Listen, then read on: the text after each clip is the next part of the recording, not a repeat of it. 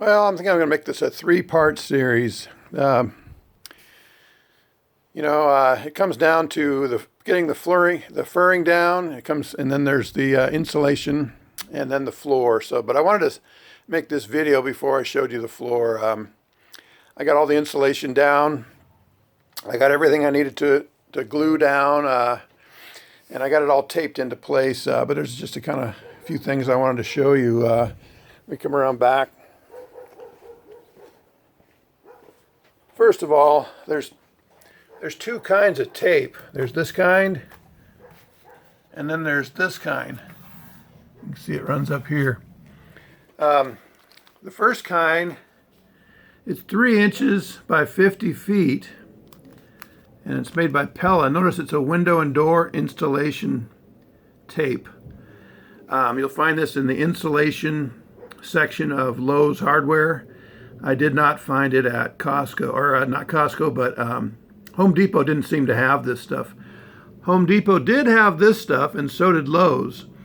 Notice it's 2 inches by 30. And if you look, I pretty much, with these two rolls, pretty much had to do I had just enough to do the whole thing. And I'm talking about all the three full length, they're about 14 feet each. And on top of that, I had just enough to kind of go down around the fender well on both sides. And then I ran out of the Pella brand stuff, and I went to the Reflectix. The Reflectix I use on all the single strips. And this 30 feet gave me just enough to do the whole thing, except for right here on the other side. I got a strip right there I didn't get. There's a little strip right there, there, that I didn't get. This reflective, it's only $4 a roll, but I think I got close enough. I'm not gonna buy a $4 roll to get about 6 feet worth. So I'm gonna go ahead and I've got all my flooring cut out. This is all ready to go. You can see it's all cut out. It all fits. I've had it in, had it out, had it in, had it out. It's cut to fit, and all I got to do is put it in and screw it down. This is the excess plywood that I came up with. There's the leftover fender wells, and I've got some extra,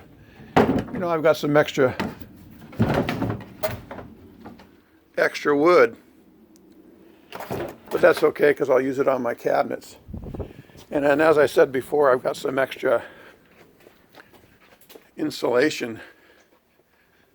To do the floor, you'll need 3 sheets, and you're going to have this much left over. See, that's left over from the fender wells, and then I've got 2 small pieces, plus this whole piece here.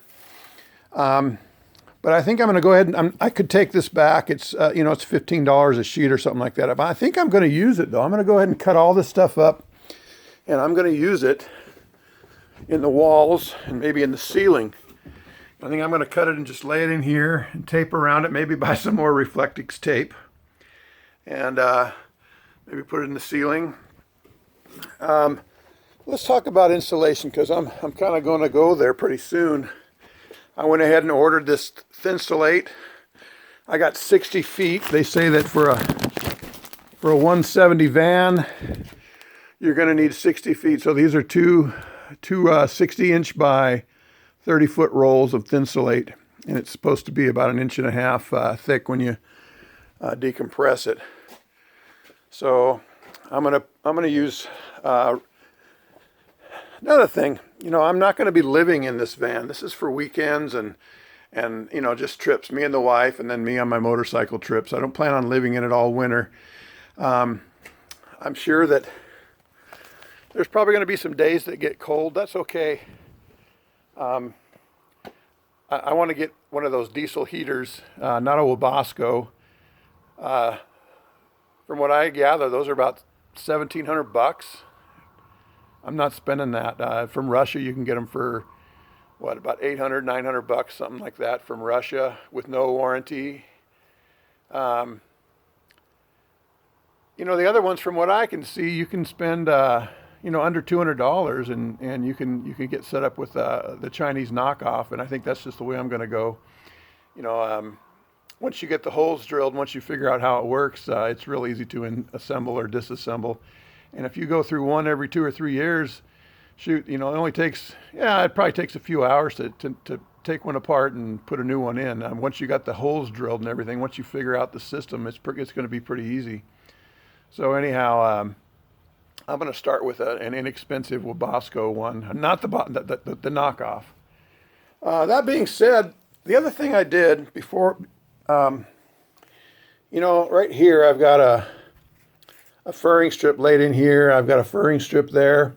But once you put that plywood in, they're all covered up. And so what I did was I went around and I marked exactly the center lines of that strip here. This center line here goes for that one here, and I wrote on them 11.5 inches in. It's going to go out to 33.5 inches, and that's for that piece.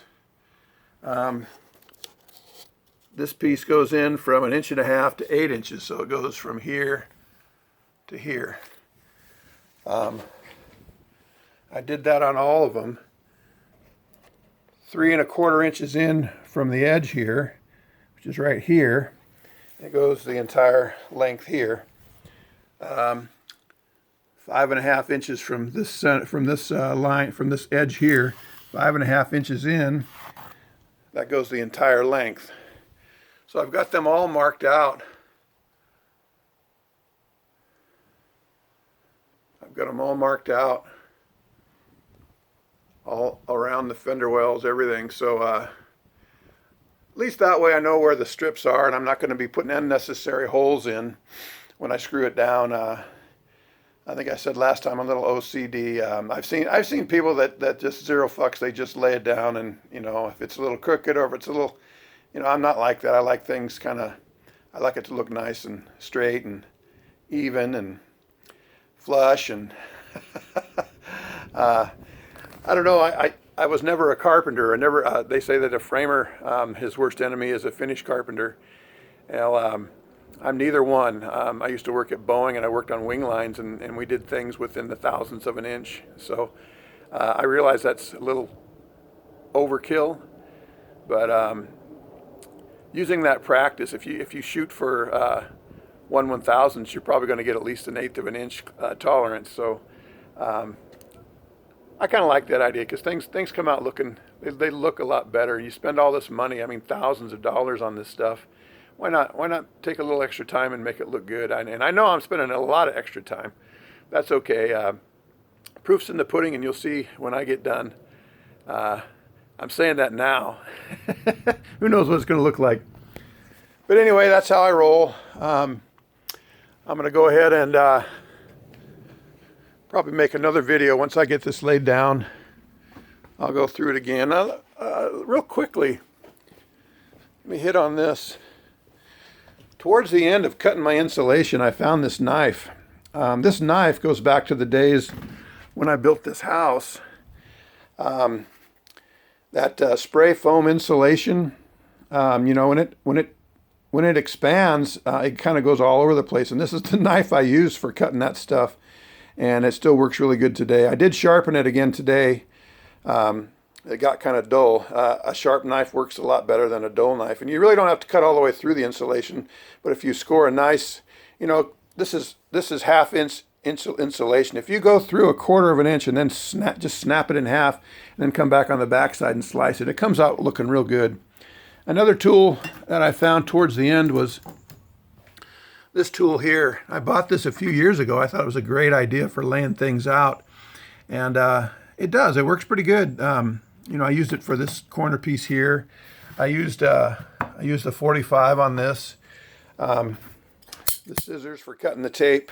You know, I'm sure you got all your own special tools. From what I've seen, there is no right, there is no wrong way at doing this. Every video I've seen, nobody's done it the same. You got to figure it out for yourself. But hopefully, Hopefully you learned a few things here. Hopefully I taught you a few things. If not, well, sorry. But again, this is real important. Be sure and mark out the locations of those furring strips, because when you go to screw it down, you don't want to be screwing into this. You want to be screwing in to the furring strip underneath here, and it's all going to be hidden. So I think that's good advice, and I learned that from somebody else on here. So anyhow, thanks for watching. Like and subscribe. Appreciate it. You have a good one. Bye-bye.